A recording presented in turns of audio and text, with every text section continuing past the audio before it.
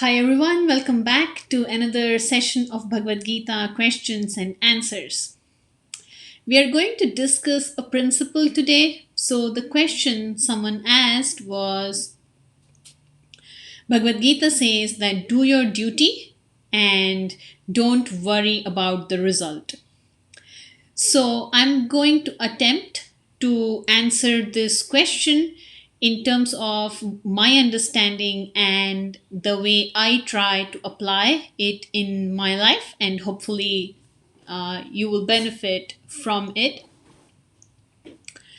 A misapplication of this instruction or principle could be a funny way. I heard my teacher is a very humorous person, and so the way he puts things across, it's fun to learn, and this is how I learned it.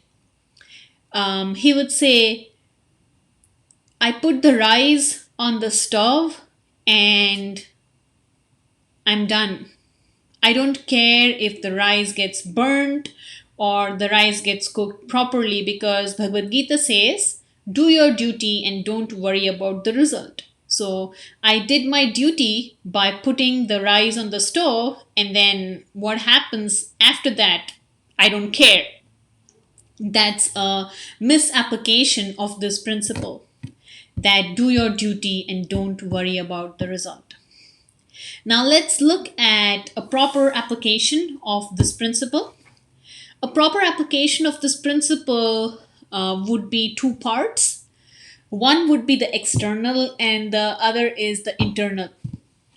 External is I put the rice on the stove, I make sure there is enough water so the rice doesn't get burned, I make sure the flame is set to the right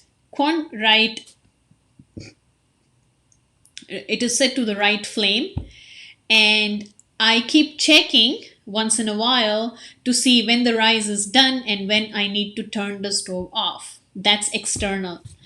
Internal would be an internal prayer that Krishna, this little service that I'm able to perform by the strength, by the intelligence, by the resources that you have given me, please accept it for my purification.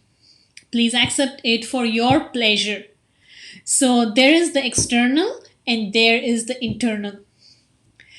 And externals may look very nice at times, and we or I mess up usually in the internals.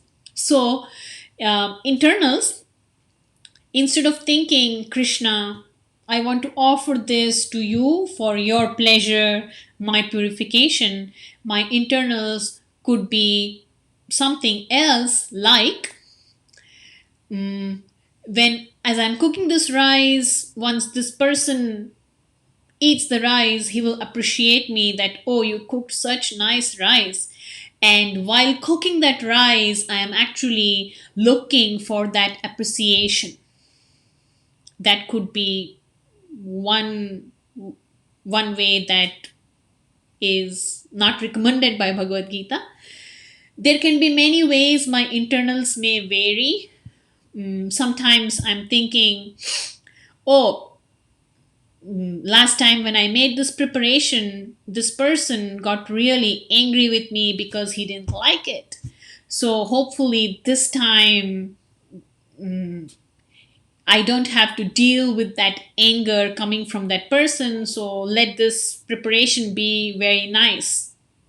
So that could be my internal.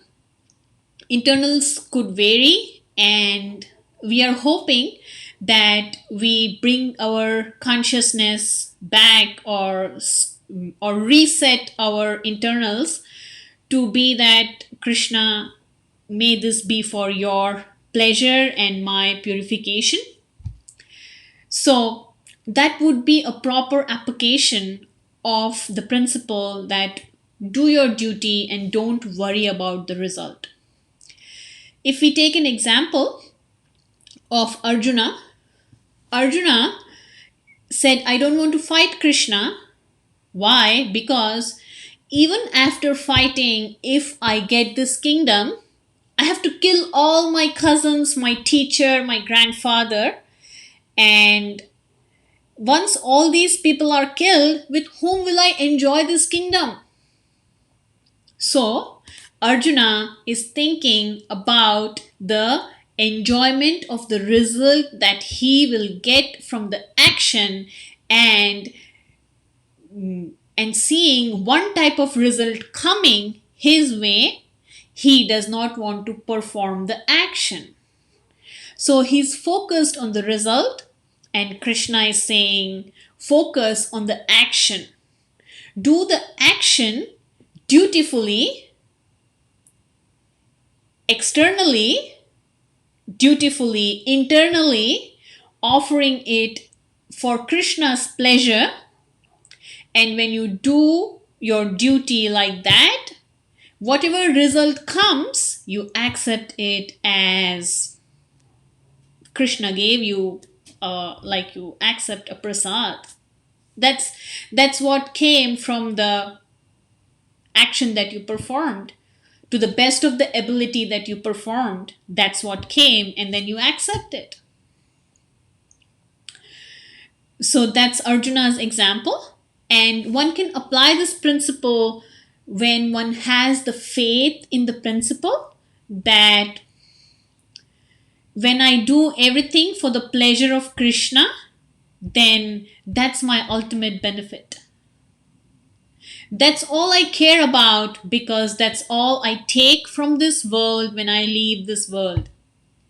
Everything else is pretty superficial and pretty fleeting.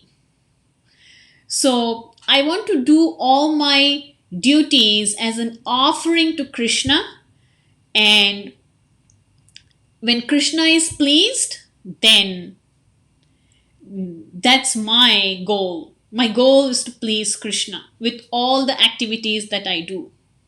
Like, if I want to nourish a tree, I water the root of the tree. I don't clean the branches, the leaves so much, because if I water the root of the tree, the leaves, the branches gets nourished automatically. Similarly, if I do all my duties as a service to Krishna for his pleasure, Krishna is pleased, then I'm pleased. And that's giving me the eternal benefit. So if one has faith in this principle, then one can do one's duty for the pleasure of Krishna and not worry about the result. That's my understanding of the principle and a little bit of how I try to apply it. Hope this is beneficial for you. Thank you so much for watching. We will meet again next time. Hare Krishna. Take care.